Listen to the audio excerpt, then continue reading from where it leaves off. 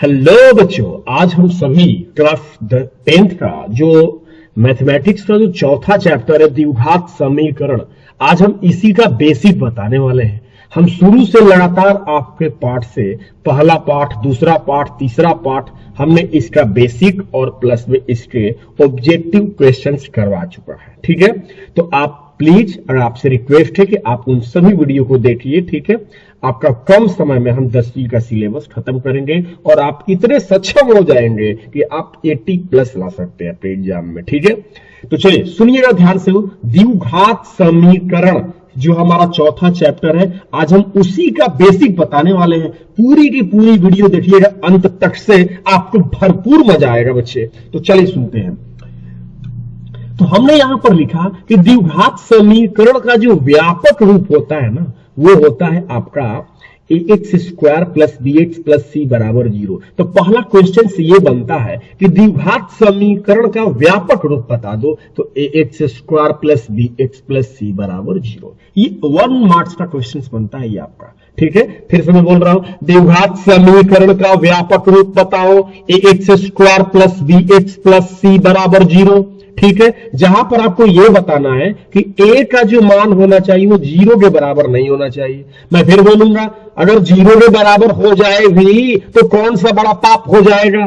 तो हो जाएगा भाई, अगर a के जगह पर तुम 0 रख देते हो तो एक्स स्क्वायर में तुम 0 से गुना करोगे तो एक्स स्क्वायर भी 0 हो जाएगा। तो तुम्हारा कहां पर द्विघात होगा बता दो मुझे। जब ये 0 हो जाएगा तो तुम्हारा एक्स का घात अब कहां पर 2 बचेगा?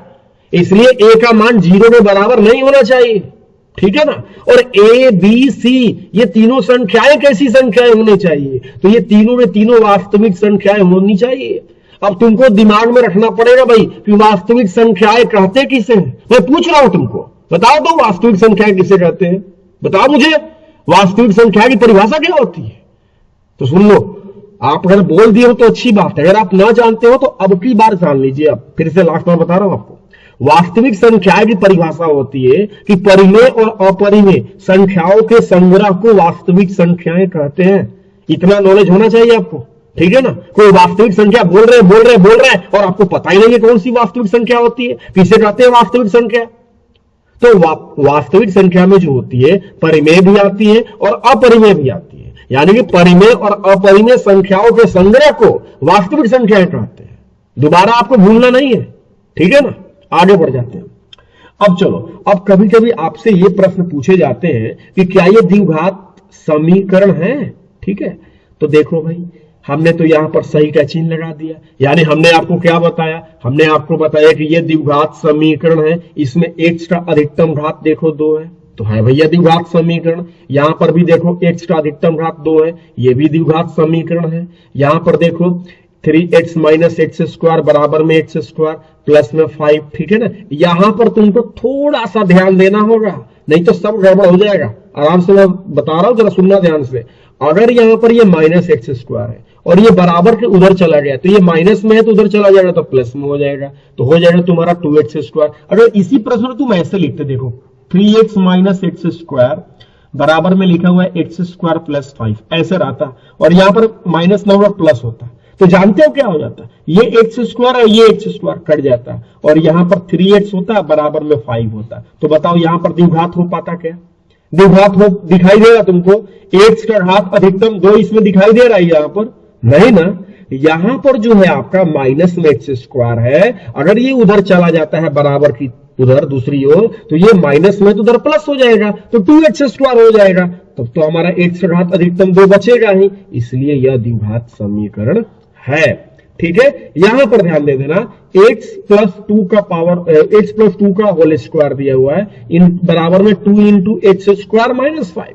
इसे भी मैंने कहा द्विघात समीकरण है। ऐसे थोड़ा सा ध्यान देना है, यहां पर x प्लस 2 का होल स्क्वायर है तो यहां पर एक्स स्क्वायर आ जाएगा, करोगे तो यहां पर 2 में एक्स स्क्वायर से गुना करते हो तो 2x स्क्वायर आ जा रहा है, तो भाई 2x स्क्वायर है, इधर एक्स स्क्वायर है, अगर घटेगा भी तो हमारा एक्स स्क्वायर ऑलरेडी बचा रहेगा, इसलिए यह भी द्विघात समीकरण है। ये देखो, ये तुम्हारा मैंने कह दिया भाई ये द्विघात समीकरण नहीं है। अब तुम कहोगे लो कर लो बात, यहां पर तो 2 दिखाई दे रहा है, तो क्यों नहीं होना चाहिए द्विघात समीकरण? अरे मैं बोल रहा हूं नहीं होना चाहिए, तुम कहोगे होना चाहिए, मैं बोल रहा हूं नहीं होना चाहिए, तो सुन लो मैं क्यों वैसा बोल रहा हूं नहीं होना चाहिए। यहां पर इसलिए नहीं होना चाहिए कि तुम यहां पर a प्लस बी का होल स्क्वायर है, जब तुम इसका होल स्क्वायर करोगे तो रूट 2 का स्क्वायर करोगे तो यहां पर 2 हो जाएगा, और x करोगे तो x स्क्वायर हो जाएगा, तो इधर भी 2x स्क्वायर, इधर भी 2x स्क्वायर, तो ये दोनों क्या हो जाएगा, कट जाएगा। तो कहां बचेगा तुम्हारा x स्क्वायर, बताओ मुझे, कहां बचेगा तुम्हारा x स्क्वायर? इसलिए यह द्विघात समीकरण नहीं है। यहां पर देखो x माइनस 1 का होल स्क्वायर है, तो तुम यहां पर x स्क्वायर आ जाएगा, इधर कितने x स्क्वायर है, 3x स्क्वायर है, तो घटेगा भी तो तुम्हारा 2x स्क्वायर तो आएगा ना, जिंदा बचेगा ना। ये तो इसके जैसे तो बर्बाद थोड़ा हो जाएगा, ये सब कट जा रहा है, ये भी कट जा रहा है, यहां पर तो बच जाएगा ना, 3x स्क्वायर इधर आ रहा है, इधर x स्क्वायर आ रहा है, इसलिए यह द्विघात समीकरण है। हम उम्मीद करते हैं कि आपको समझ में आई होगी सारी बातें, कैसे द्विघात समीकरण हो रहा है, कैसे द्विघात समीकरण नहीं हो रहा। अच्छा, यहां सब समझो कि अगर कोई कहता है कि द्विघात समीकरण ax square plus bx plus c बराबर 0, इसके अधिकतम कितने शून्य या मूल होते हैं, हमने बहुपद चैप्टर में भी आपको पढ़ाया था, ठीक है ना। तो सारे पिछला वीडियो अगर आप नहीं देखे हो ना, तो प्लीज आपसे रिक्वेस्ट है आप उसे देख लो, पहले मजा आ जाएगा, वो सारी चीजें शुरुआत से देखोगे तो, बस 20-20 मिनट का वीडियो है, उसे देख लो, तुम्हारा कंसेप्ट क्लियर हो जाएगा तुम्हारा। तो चलो फिर से बताओ मुझे, द्विघात समीकरण ax square plus bx plus c बराबर 0 के कितने शून्यक होते हैं? तो जब कोई आपसे ऐसा प्रश्न करता है भाई, तो तुम आंख बंद करके जवाब दे दो उसको कि भैया द्विघात समीकरण के 2 शून्यक होते हैं, अधिकतम एक होता है अल्फा और दूसरा होता है बीटा। तुम ये बचपन में पढ़े होंगे, ए अल्फा प्लस बीटा बराबर क्या होता है, माइनस बी बटा में ए, और अल्फा इंटू बीटा बराबर क्या होता है, सी बटा में। फिर से बोलता हूं, बताओ मुझे, alpha plus beta, alpha plus beta, alpha plus beta, alpha plus beta, alpha plus beta, बताओ क्या होता है, माइनस बी बटा में ए होता है। बहुत सुंदर। अल्फा इंटू बीटा बताओ, बताओ अल्फा इंटू बीटा, बताओ अल्फा इंटू बीटा क्या होता है, सी बटा में ए होता है। क्लियर है? अब आगे देखो, अब मैं एक बात बता रहा हूं, ax square plus bx plus c बराबर 0, तो हम तो समझ गए ये भैया द्विघात समीकरण का व्यापक रूप है ना। अगर तुम इसमें से जो x स्क्वायर का जो गुणांक है a है, x का गुणांक b है, और बाकी जो बचा वो c है, अगर इसमें तुम b स्क्वायर माइनस 4ac का अगर मान निकालते हो ना, इसको कहा जाता है विविक्तकर, यानी कि इसको विवेचक बोलते हैं, डिस्क्रिमिनेंट बोलते हैं, जिसको हम डी से प्रदर्शित करते हैं। तो आज से जिंदगी भर बुढ़ापे तक से तुमको याद होनी चाहिए कि डी बराबर क्या होता है, बी स्क्वायर माइनस 4ac।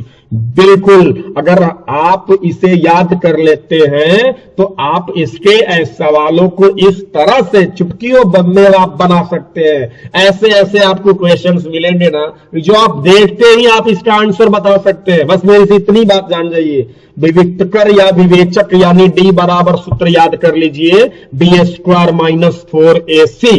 अगर आप डी निकालते हैं और डी अगर आप निकालते हैं और डी का मान 0 के बराबर आ जाए, तो आपको बताना है बच्चे की दोनों जो मूल होते हैं ना, वो वास्तविक संख्याएं होंगी, यानी कि या तो परिमेय होंगी या तो अपरिमेय होंगी, और वो समान होंगी। समान का मतलब जब द्विघात समीकरण के 2 मूल होते हैं, तो यानी कि जब इसमें x का जो मान आएगा, अगर एक का मान 5 आएगा तो दूसरे का भी मान 5 ही आएगा। लेकिन कब ये समान कब होगा?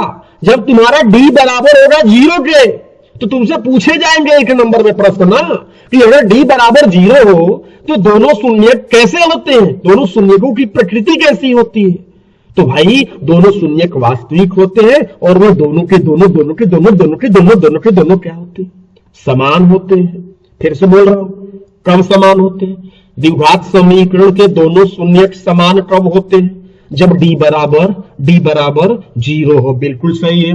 अगर d निकालते हो 0 से बड़ा आ गया, तो तुमको बताना है कि वो वास्तविक तो होंगे लेकिन भिन्न भिन्न होंगे, यानी कि अलग अलग होंगे। अगर एक का मान 5 आएगा तो दूसरे का 6 आ सकता है, अलग अलग हो जाएगा। d अगर 0 से बड़ा होगा तो, लेकिन जब d 0 से छोटा हो जाएगा ना, तो दोनों मूल कहना है कि वास्तविक संख्याएं नहीं होंगी। जब वास्तविक नहीं होंगी तो कहीं लिखा रहेगा अवास्तविक, तो आप उस पर निशान लगा देना, और जब अवास्तविक नहीं लिखा रहेगा तो लिख देना अस्तित्व नहीं है, इस पर लगा रहेगा। ये 3 चीजें होती हैं, या तो वास्तविक नहीं होगा, यानी कि वास्तविक नहीं होगा तो आप बोलेंगे अवास्तविक, या तो अवास्तविक आपके ऑप्शन में ना मिले तो आप उसको बताएंगे अस्तित्व नहीं है। ये तीनों के तीनों very very very very very very very very important है, इसको याद कर लो। d बराबर 0 है तो दोनों मूल क्या होते हैं, बताओ मुझे। डी बराबर 0 होते दोनों मूल शून्य, जो दोनों शून्यक होते हैं वो वास्तविक और समान होते हैं। अगर डी 0 से बड़ा हो जाता है तो दोनों शून्यक वास्तविक और भिन्न होते हैं। अगर डी 0 से छोटा हो जाता है तो उसका जो है वास्तविक नहीं होते हैं, अर्थात वो अवास्तविक होते हैं, अर्थात उसका अस्तित्व नहीं होता। क्लियर हो गया इतनी सी बात? आगे समझ लेते हैं। यहां पर दिया हुआ है कि द्विघात समीकरण 3x² प्लस 8x प्लस 5 बराबर 0 के मूलों की प्रकृति बता दीजिए। यानी कि मूलों की प्रकृति का मतलब कैसे होंगे, वास्तविक मूल होंगे कि नहीं होंगे, समान होंगे कि असमान होंगे कि अस्तित्व नहीं होंगे, ऐसी चीजें आपको बतानी है। तो आप भाई प्रश्न लिख लो 3x² प्लस 8x प्लस 5 बराबर 0 लिख लो। इसमें तुम देखो x² गुणांक 3 है यानी a बराबर 3, इधर क्या है 8 यानी b बराबर 8, इधर क्या है c का मान कितना है 5 हो गया। तो d निकालो ना, b²। जब भी प्रकृति पूछे समझ आना d निकालना है तुमको। विवेचक बोलते हैं या विविक्तकर बोलते हैं या डिस्क्रिमिनेंट बोलते हैं इसको। b² माइनस 4ac, b का मान कितना है बच्चे, बताओ मुझे b का मान कितना, तुम बताओ पहले b का मान कितना, बताओ मुझे कितना है b का मान, 8 है ना, 8 लिखो 8 का स्क्वायर माइनस 4 के 4, a का मान कितना है 3 है, c का मान कितना है 5 है, 8 में 8 से गुणा करो 64 हो गया, चरती 12 12 5 60 हो गया, 64 में से 60 घट गया 4 हो गया, वही 4 आ गया ना। ये 4 0 से तो बड़ा है, ये 4 तो 0 से बड़ा है, यानी डी का मान 0 से क्या है, बड़ा है। तो 0 से बड़ा है तो बोलना है मूल वास्तविक होंगे और भिन्न भिन्न होगा। ठीक है ना। फिर देखो एक और सवाल देखा हूं, 2x² प्लस 5x प्लस 5 बराबर 0 के लिए यहां पर ये तुम्हारा a है, ये तुम्हारा b है, ये तुम्हारा c है, d निकाल दो। b² माइनस 4ac, b का मान कितना है 5, 5 का स्क्वायर माइनस 4 गुणे a का मान 2, c का मान 5, 5 बचे 25, 4 दूना 8, 8 5 40, 25 में से 40 हटा दो -15। अब ये -15 इसका मतलब 0 से तो छोटा हो गया, इसलिए हमने कहा d 0 से छोटा हो गया। तो जब 0 से छोटा हो गया तो मूल वास्तविक नहीं है, अर्थात इसका अस्तित्व नहीं है। इतनी बातें आपको बतानी है। ठीक है ना। ये कंसेप्ट है, ये बेसिक है, आप समझ जाओ। इसके बाद तो हम क्वेश्चंस लाएंगे तो गर्दा मचा देंगे। ठीक है ना। इतनी सी बात याद कर लो आप। चलो एक और क्वेश्चंस देखो, 4x² प्लस 4x प्लस 1 बराबर 0 के लिए इसमें भी तुम्हारा ये a है, ये b है, ये c है। ठीक है। तो d बराबर b² माइनस 4ac, b का मान 4 का स्क्वायर माइनस 4 गुणे a का मान 4, c का मान 1, 4 4 चौके 16 हो गया, 4 चौके 16, एकम 16 घट गया, 0 आ गया। तो भाई d 0 आ गया, 0 आ गया तो क्या बताना है, मतलब d 0 के बराबर हुआ तो मूल वास्तविक भी होंगे और समान भी होंगे। समझ में तो इतनी सी बात आ रही होगी। कब वास्तविक और समान होंगे, कब वास्तविक और भिन्न होंगे, कब वास्तविक नहीं होंगे, इसको कंसेप्ट को समझ लीजिए। उसके बाद तो आप कमाल देखिएगा, मैं एक्सरसाइज में या क्वेश्चंस बनाऊंगा तो मजा आने वाला है भाई। इतनी सी कंसेप्ट जितना मैं बता रहा हूं उतना क्लियर कर लो तुम। एक बार दोबारा वीडियो को देख लेना हो, समझ में पूरी की पूरी बातें हमारी आएगी। ठीक है ना। अच्छा आप चलो द्विघाती सूत्र से कुछ सवाल आते हैं। जैसे द्विघात समीकरण जो हम बोलते हैं ax² plus bx plus c, इसमें अगर x का मान निकालना है तो आप एक सूत्र लिख लीजिए -b प्लस माइनस रूट में d बटा में 2a, इसी को बोलते हैं द्विघाती सूत्र। ठीक है। फिर से -b प्लस माइनस रूट में d बटा में 2a, तो d को तो जानते ही है ना, d का सूत्र क्या होता है b² माइनस 4ac, तो आप d की जगह पर ये भी लिख सकते हैं। तो इसलिए मैंने या तो आपको ये बता दिया या तो आप इसको समझ लीजिए, या तो आप ये लीजिए या तो आप ये लीजिए, या किसी और को बताना है तो या तो आप डी वाला बता दीजिए या डी का मान सीधा रख के b² माइनस 4ac बता दीजिए। जैसे मन करे वैसे बताइए। मैथ में अपना तरीके से चला जाता है, टीचर के तरीके से नहीं चला जाता है ना। आप अपना तरीके से बनाए करिए मैथ को। ठीक है ना, सबसे बेस्ट होगा वो। चलिए आगे बढ़ते हैं। एक सवाल है, द्विघात समीकरण x² प्लस 9x प्लस 20 बराबर 0 के शून्य के याद करें। तो भाई इसमें देखो डी निकाल लो पहले। ये b² माइनस 4ac, यहाँ पर 1 है, ये यहाँ पर ये 9 है, यहाँ पर 20 है, तो ये तुम्हारा c हुआ, ये तुम्हारा b हुआ, ये तुम्हारा a हुआ। ठीक है ना। तो b² माइनस 4ac, 9 का स्क्वायर माइनस 4 गुणे a का मान 1 है, c का मान 20 है, 81 आ जाएगा। यहाँ 9 में 9 से गुना करोगे तो और 20 चौके 80 हो जाएगा, 81 में से 80 घटेगा 1 आ जाएगा। तो ये तो तुम्हारा अभी d बराबर 1 आ गया। तो d बराबर 1 आ गया, इसका मतलब d 0 से क्या हो गया, बड़ा हो गया। तो 0 से बड़ा होगा तो मूल कैसे होंगे, बताओ मुझे मूल कैसे होंगे, वास्तविक होंगे। और बताओ समान होगा कि भिन्न भिन्न होगा, भिन्न भिन्न होगा। ठीक है ना। अब चलो मूल जो भिन्न भिन्न होगा वो द्विघाती सूत्र से निकाल के दिखाते हैं भिन्न भिन्न कैसे हो रहा है, कितना कितना आ रहा है। देखो इधर द्विघाती सूत्र यही है, minus B plus minus root में डी बटा में 2a, माइनस के माइनस बी का मान 9 हो गया, प्लस माइनस डी का मान 1 हो गया, 2 के 2 गुने a का मान 1 हो गया, माइनस 9 के माइनस 9 हो गया, प्लस माइनस से प्लस माइनस 1 का वर्गमूल कितना होता है बच्चे, 1 होता है, बटा में 2 एकम कितना होता है, 2। अब देखो ये प्लस माइनस का चिन्ह का मतलब क्या हुआ, एक बार यानी कि प्लस करना है, एक बार यानी कि माइनस करना है ना। तो एक बार यहां पर देखो माइनस 9 प्लस 1 बटा में 2 लिखा हूं, और यहां पर माइनस 9 माइनस 1 बटा में 2 लिखा हूं, यहां पर एक बार प्लस एक बार माइनस, माइनस 9 प्लस 1 कितना आ जाएगा, माइनस 8 बटा में 2, माइनस 9 माइनस 1 माइनस 10 बटा में 2, घटाओ 8 2 से कितनी बार में घट रहा है, माइनस 4 हो जाएगा, यहां पर घटाओ कितना आ रहा है, माइनस 5 रहा है। देखो अलग अलग आया कि नहीं आया, एक आया माइनस 4, दूसरा आया माइनस 5, है ना। हमने पहले ही भविष्यवाणी कर दिया था कि भाई डी जो है 0 से बड़ा आएगा तो मूल वास्तविक होंगे और भिन्न भिन्न होंगे, हम पहले ही बता दिए थे, भविष्यवाणी कर दिए थे, हम बहुत बड़े मतलब क्या बोलते हैं मैजिशियन है हम क्या, अरे हम पहले ही बता दिए कि जो है डी जो है 0 से बड़ा है, तो 0 से बड़ा है तो इसके मूल वास्तविक और भिन्न भिन्न होंगे, और देखो यहां पर सच में आया, तो हम हुए एक बड़े बहुत बड़े जादूगर, तुम भी ये जादूगरी कर सकते हो, है ना, तुम भी ये जादूगरी कर सकते हो, ठीक है। तो चलो बच्चों, अगर ये वीडियो आपको मतलब अच्छा लगा तो आप please like share and subscribe करिएगा, और मेरा जो मनोबल है उसे बढ़ाइए आप, ठीक है ना।